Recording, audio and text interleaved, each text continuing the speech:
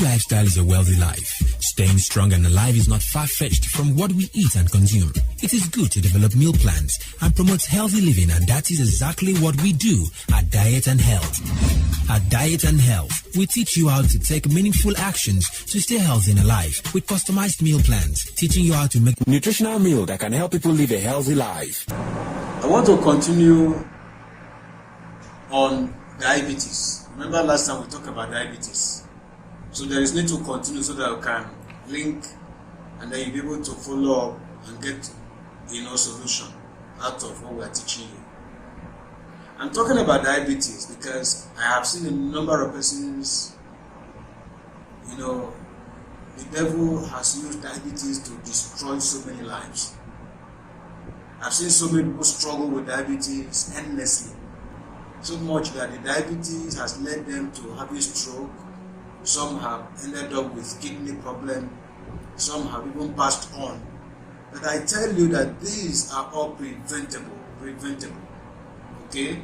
So today I'll be talking about 5 foods that can help you. 5 foods that can help you manage your diabetic condition. Remember, what we do here is, with diabetes, you can win the war. You can win the war over diabetes, you can win the war over hypertension, using food. So that's why I'm going to teach you a few food that you can eat that can help your diabetic condition. Okay? So follow me religiously. Make sure you post this video, share it, click the like button so that when next you post a video, you're going to have it first. The other time I told you what diabetes is all about, but let me go a step further to talk about it. Every day we eat food, and we may not even know the volume of what we eat, the impact of what we eat to our system. Okay? Now, listen to this. When we eat, the pancreas responds by secreting insulin into the bloodstream. You may have eaten rice, you may have eaten beans, you may have eaten plantain, you may have eaten meat, whatever. It could be alkaline food, it could be acidic food, but don't forget that whenever you eat, there is an organ known as pancreas in your body system. Okay? It is the pancreas that produces the insulin that your body uses to metabolize your food. So when we eat, the pancreas responds by secreting insulin into the bloodstream. Okay? And this insulin in the blood is responsible for carrying glucose from the blood into each of the million cells that make up the body's various tissues and organs. Okay? So it helps in converting the glucose into energy within the cells, thereby releasing energy required for maintaining the vital body functions. That is something you don't know that happened to your body system. It will release energy required for maintaining the body function. That is to say, without the release of this insulin, it will be difficult for you to use the food you have eaten for energy. Okay? So when insulin is either inadequate in your body, or absent, or abnormal, it is difficult for glucose to enter the cells and provide energy. And that is a condition with diabetic patient. Every diabetic patient has issue with release of insulin. It's either they release insulin in inadequate proportion, or that the insulin is completely absent, or it is not normal.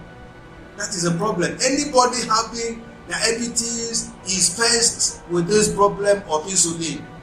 And I think that is the more reason why at a particular stage, some people are injected with insulin. Or at a particular stage too, some are given tablets to take in order to take care of the body's function. Now, in addition to helping, glucose enter the cells, listen to this. Insulin is also involved in the storage of glycogen. Glycogen is also involved in the storage of glycogen in the liver and muscles. So you don't need to underrate the activities of this insulin as a hormone in our body system. Okay, so when it is stored as a source of reserve energy in between meals, when the cells need energy, glycogen stored in the liver and the muscles is converted back into glucose and used by the cells. Can you see what is happening? So these are the functions of the body system. But that you who is affected by diabetes condition, you have the problem of releasing adequate amount of insulin. But there is something I want to tell you today that can help you. That is why I'm here. We are told by medical science that there is no cure for diabetes. But I tell you, with food, we've been able to find solutions to a number of persons living with diabetes. So maybe this is going to be a way out for you. Listen attentively. What are you going to do now in order to help yourself?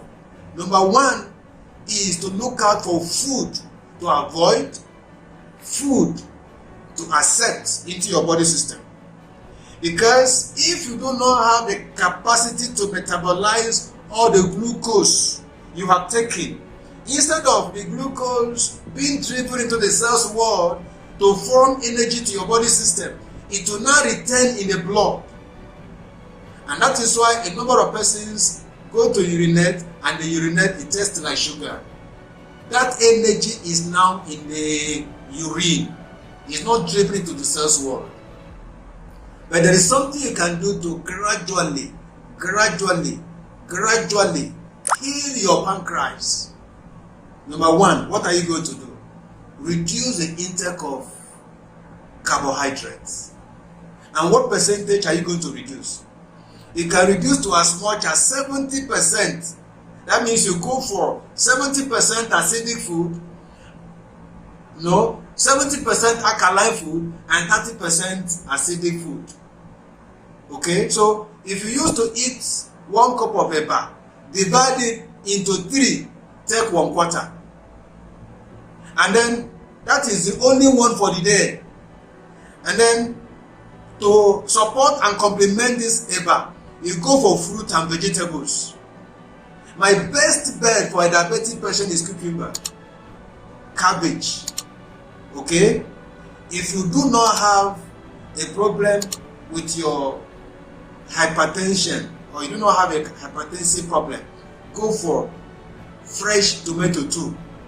Don't forget cucumber, cabbage, fresh tomato. Number 3, that is 3 fruits. 70% alkaline food and 30% acidic food. And that when you begin this process, ensure that you do not violate it. It must be a continuous process. Every day you are eating like that. That is to say, you decide to take fruit in the morning, cook food in the afternoon. The cooked food may be beans, maybe small potato, maybe small cocoyam, okay? And then in the evening, you go for fruit again. So I told you about 3 types of fruit, but I'm going to add one again. Go for onions, go for cucumber, go for cabbage, a combination of both, okay? If you have blender, it's better you blend it, make smoothie out of it. And then in the afternoon, you still join the cucumber alongside the potato you want to take very small quantity of potato, and then follow it up with 1 cucumber. And then in the evening, make it as a salad. Prepare a kind of salad. The salad is made up of cabbage, onions, cucumber, fresh tomato, and maybe you can take 2 tablespoons of coconut oil. You put into it, you blend it, it is smoothie. Okay, you go with that. If you want it to be sweetened a little bit, add 2 fingers of ripe banana. It will be a little bit sweet, and then you take that. That is the only dinner you are going to take.